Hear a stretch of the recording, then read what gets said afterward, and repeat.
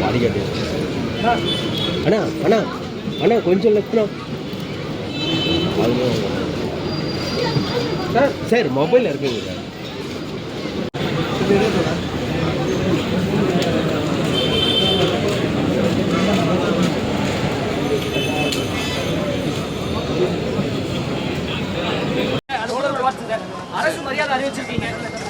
ஸ்டேட்மெண்ட்டை கொடுத்துருக்கேன்.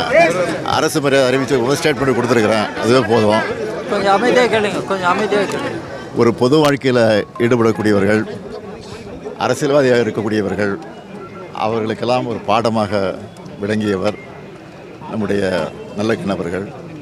அவருடைய மறைவு என்பது அவருடைய குடும்பத்தாருக்கு மட்டுமல்ல, அவருடைய கட்சிக்காரர்கள் மட்டுமல்ல, பொது வாழ்வில் ஈடுபடக்கூடிய அனைவருக்குமே இது ஒரு வருத்தப்படக்கூடிய ஒரு செய்தி.